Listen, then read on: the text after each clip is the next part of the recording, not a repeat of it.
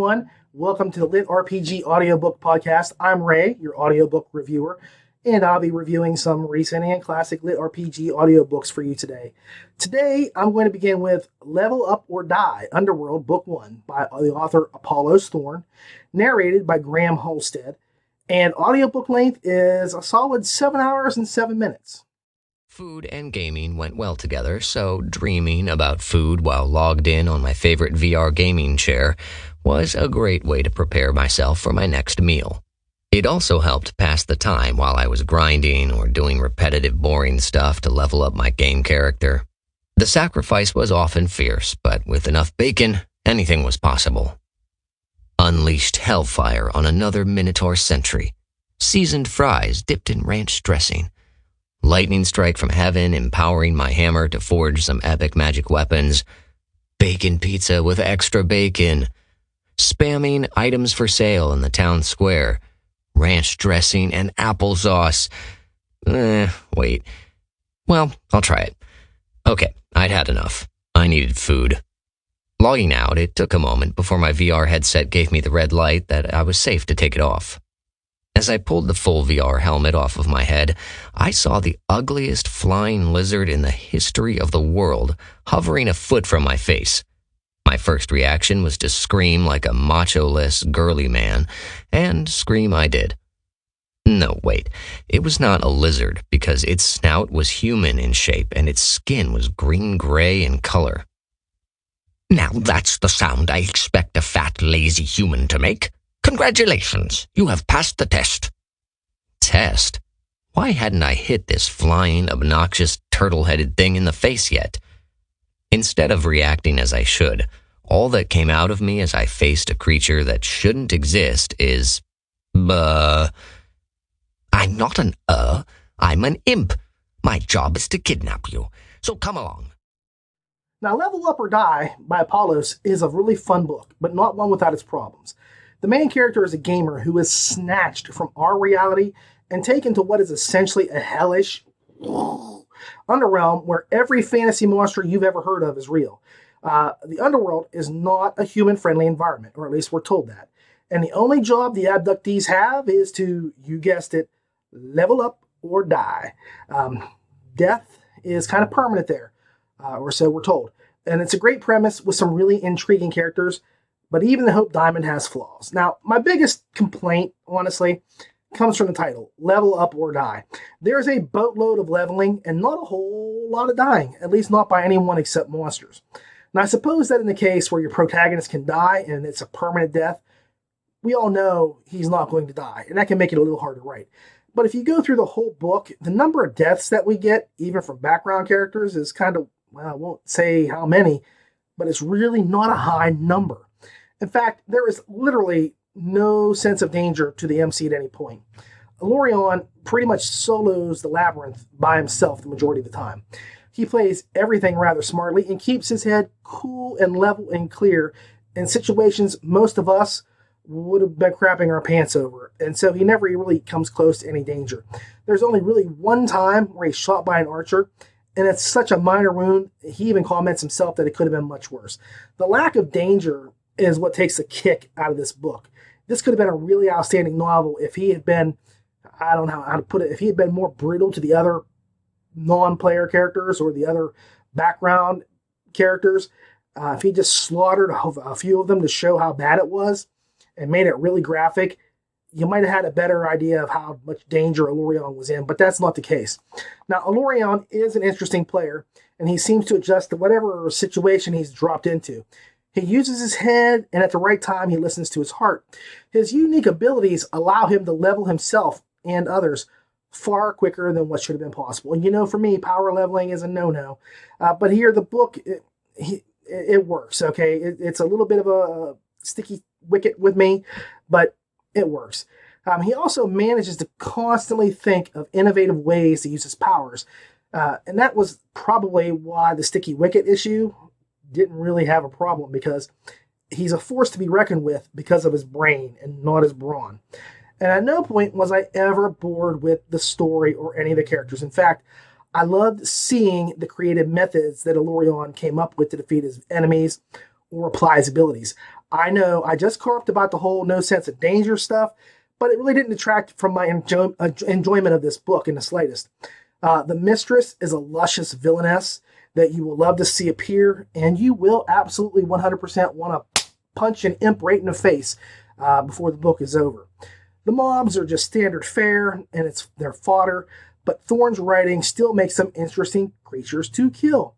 I did appreciate that most of the loot, which is a twist from most other people's writings, that Elorian pillages from corpses of his enemies was not something that he could always use, or even if he could use it, he didn't employ. He ended up selling or sharing most of the loot. And this is where I go back to my days playing WoW.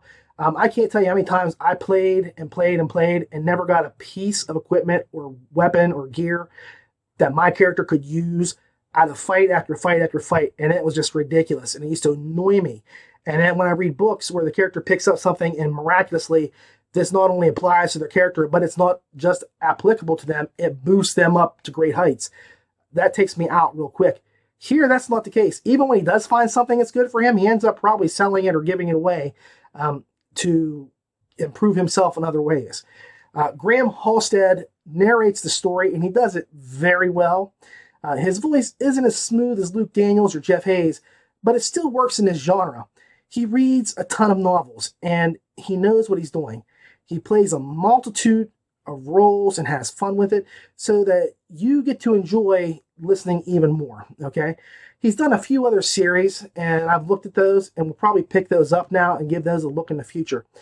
In spite of a few flaws, the book is fun, and it keeps your attention. And I only paused the book because of work or real life intruding.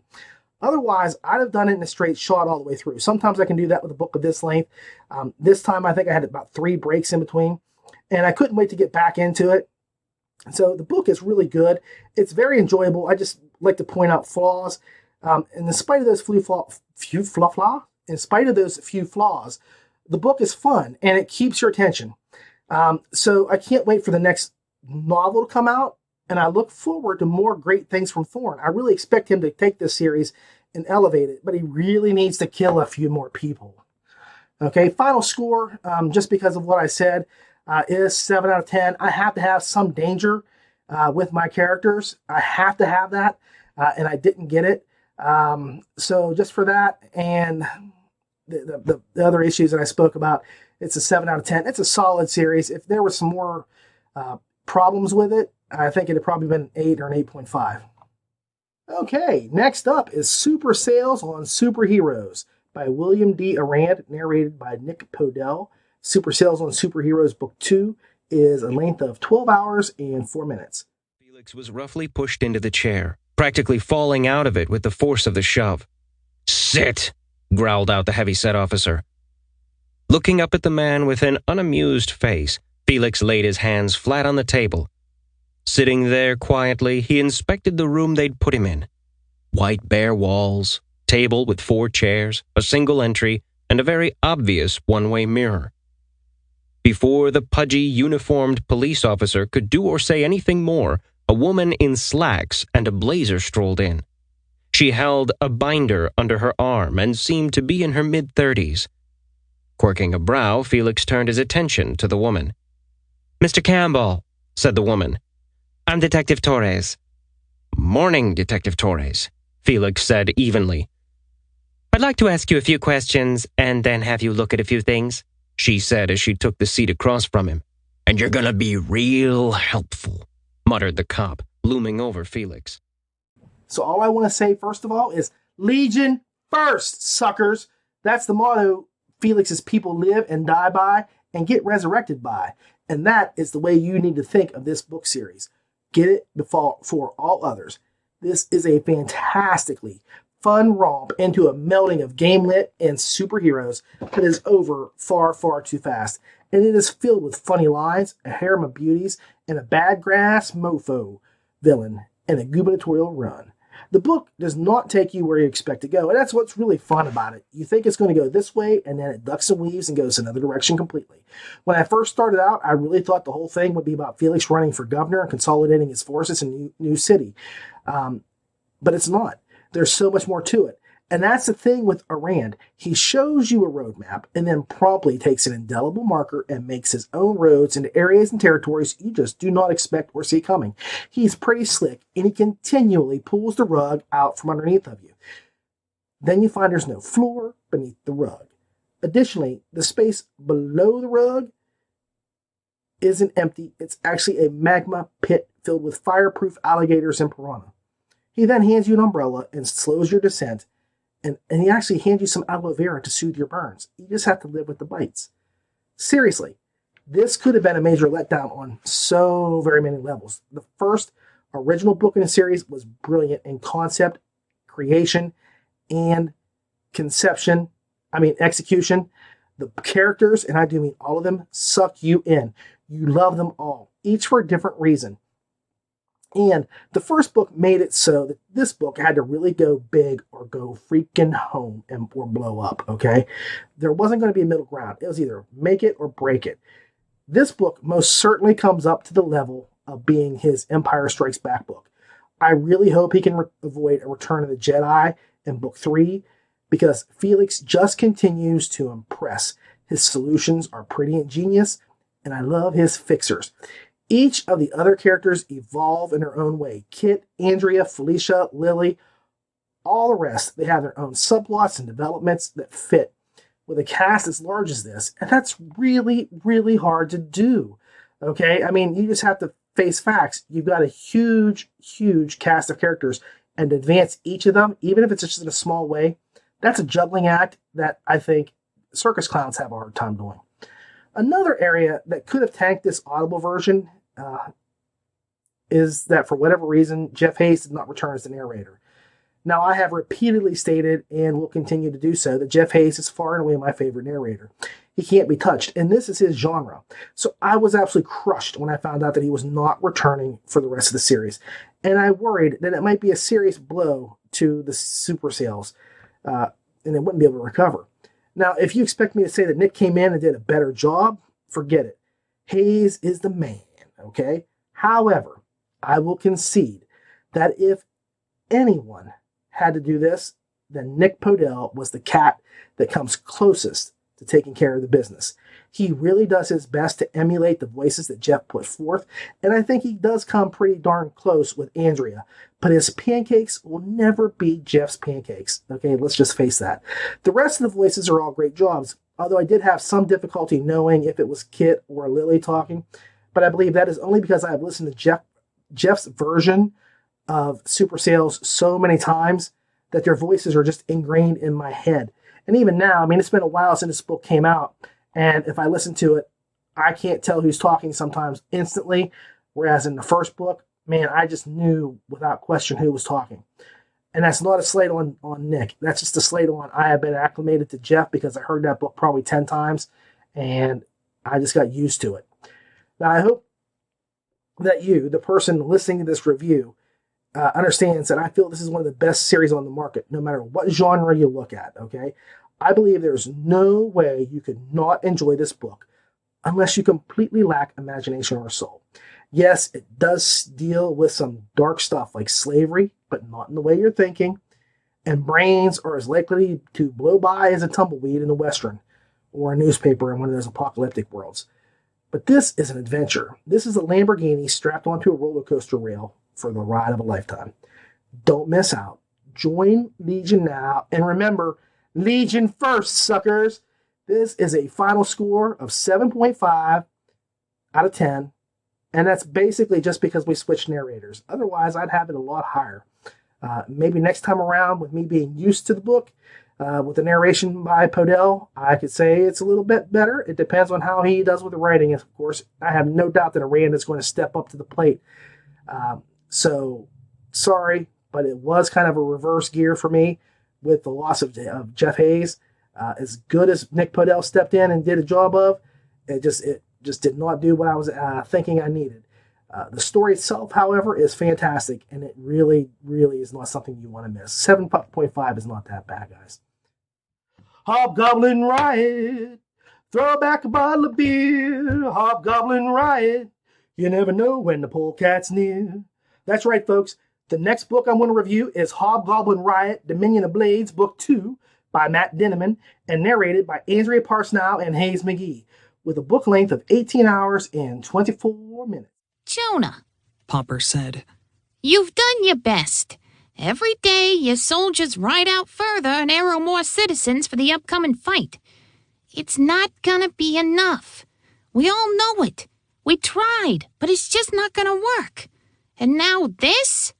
Do you know what a chasm troll lava can do? If we stay, we're going to die. I had no idea what a chasm troll was. It didn't sound pleasant. We just need to find some of this abbot fruit, and then those things will fight for us. I've done a lot of whacked out shit these past few weeks. Popper said. Crazy, soul-wrenching things. I am stuck, probably forever, in the body of a little girl. I've helped slaughter a whole village of gnomes. Gnomes who turned out to be innocent, mind you.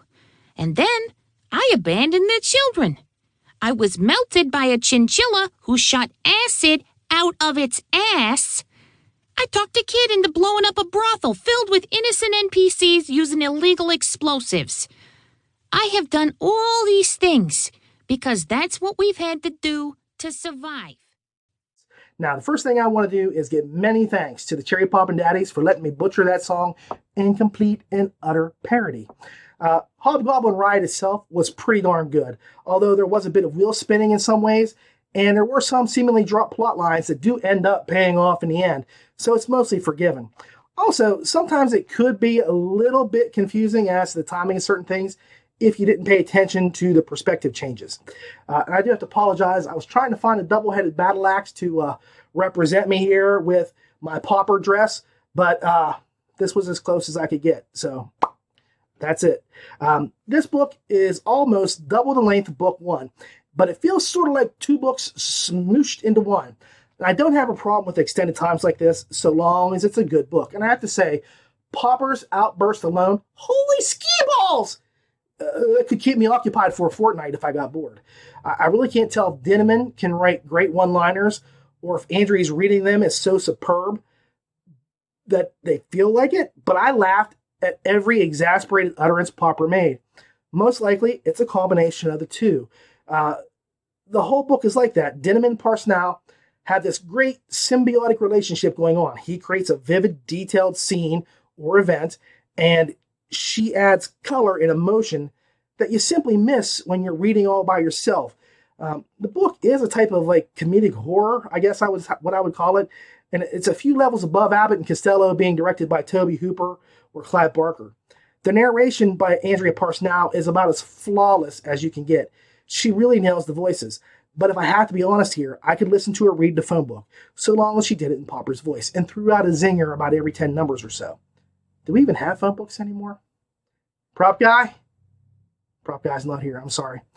Anyway, the sound quality is beyond reproach, and I don't think I heard her misspeak a word or a line.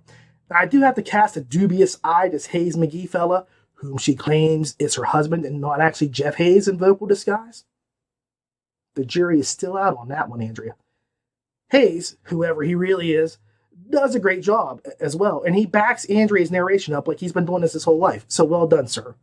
Well done indeed. And I love the way that Andrea handled the mob scene. That is how audio is done. Has she gotten an Oscar or an Emmy or something yet? No? Should. Okay, I'll have to add that my all-time favorite female character voice is that of Harley Quinn from Batman the Animated Series.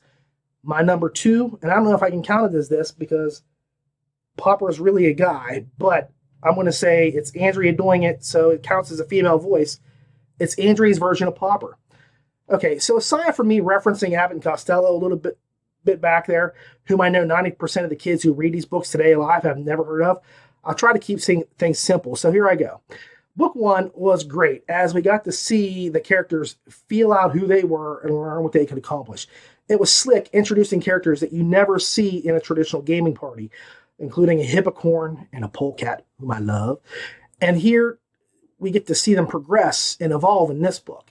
Now, my biggest issue is this really feels like the two books that got compressed together, and that some plot lines were forgotten somewhere in there, or dropped into melding. But it's the characters that really drive this book. To me, the plot line was incidental to how the characters actually handle things.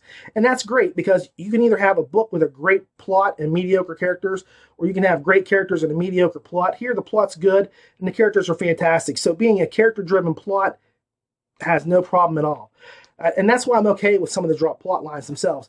Maybe book 3 will address the things that are missing, maybe not. But I do know one thing for certain. I am going to be there to find out what happens when it does come out. You should too. Hopefully, you're going to wise up, pick up book 1, book 2, and have some serious fun. Because Dinneman has created some amazing characters. Just because I like Popper doesn't mean that I don't love the Polecat or anybody else any more or less. Well, I can't love them as much as Popper, but it's pretty close. Hopefully, you will too, because this is a great book and an amazing series. So do not pass this one up. Final score, 8 stars, with points taken off for the drop plots and a few places where the story stalled out a bit. But overall, you really can't ask for more than what you're getting right now. Next up is Dante's Immortality, Beginnings by Antonio Terzini, narrated by Jeff Hayes. And this is the Dante's Immortality series, book 1. And the book is 14 hours and 28 minutes, and it does not feel like it at all. All right, Archie. You've had your fun. Just pick your student. All right, I pick him. Archie pointed at one of the stockier nobles in the line. Dante couldn't tell whether the boy was happy to be chosen or not.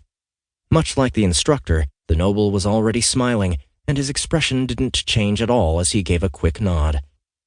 Sir Andres gave a relieved sigh. All right, next, Sir I also want the weird-looking one. The instructor pointed at Dante. Sir Andres didn't answer, just groaned. He didn't need to answer. Another instructor was quick to speak up.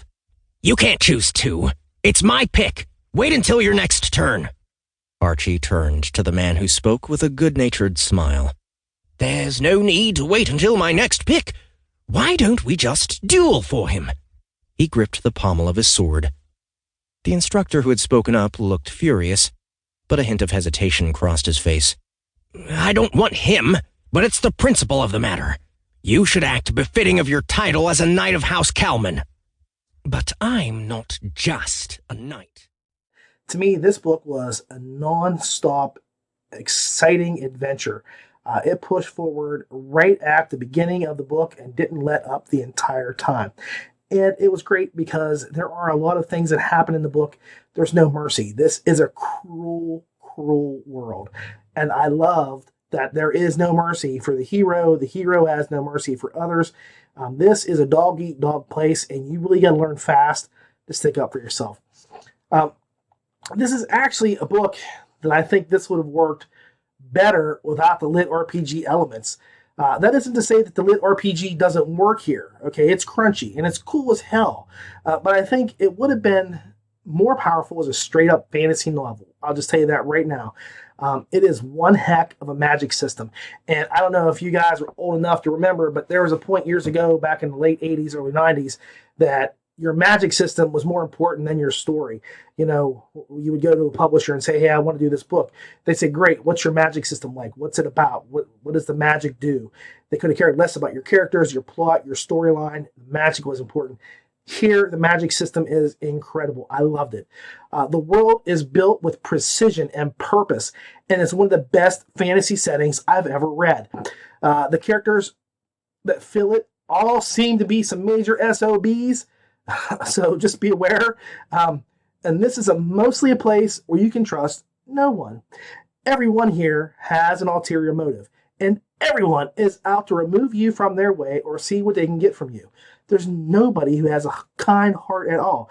And it's like that old adage with the mafia. They come at you with smiles because they're going to kill you. You know, that's how it is. The nicer they are to you, the more danger you're in. And that's the thing here. There are some really scary things here, such as wraith callers and predatory dungeons. Sincerely, this world is a character unto itself. And Dante is just an intriguing character. I have to say that this book does one thing right compared to 99% of all the other books, and that is the layout of the nemesis and the fate of said nemesis. It is handled in a way that any intelligent person would do so. And when it happened, I actually shouted out, yes! Because Terzini knows how to put you in the car, strap you in, hit the buttons, send you up the hill, and just before you go over the top, you scream that the roller coaster has no brakes.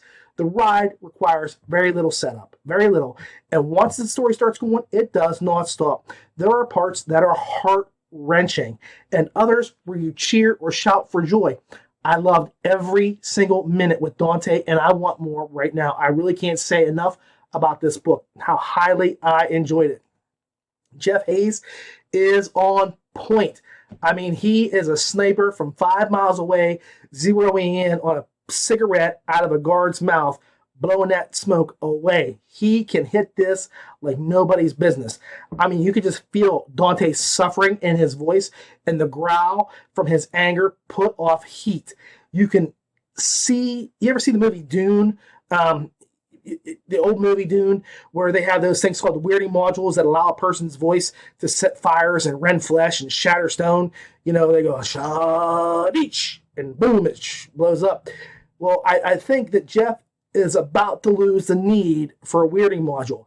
His vocal powers have become legendary. And here, he just stomped Zeus into the dirt, leaving godhood behind and becoming a full-fledged titan, okay? He brought this book home, and it is in a solid gold limousine while he did so. I don't know how he does this every single time, but he is continually improving and getting better and stronger. Rock solid narration, brother. Enough said. The book itself, it kept me occupied. I did not want to stop it, put it down. I didn't want to talk to my wife, see my kids, watch TV, go to work. I wanted to find out what was going to happen next. It kept me riveted the entire time. I enjoyed every single second of it. I'm going to give this 8 3/4 stars just because it was an incredible first book by an unknown person.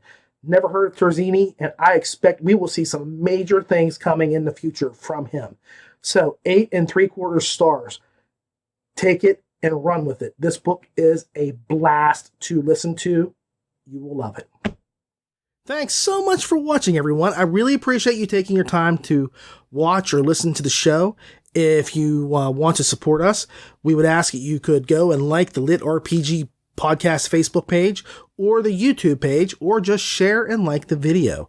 Also, I would ask if you could to please leave a comment below. I like to get feedback and see how I can improve, and anything I can do to make the show better, that's what I'm going to listen to. So make sure you leave a comment, and I'll be happy to get back to you. For the LitRPG Audiobook podcast, I'm Ray. Keep listening. You can follow us on Facebook, Twitter, or YouTube. Thank you.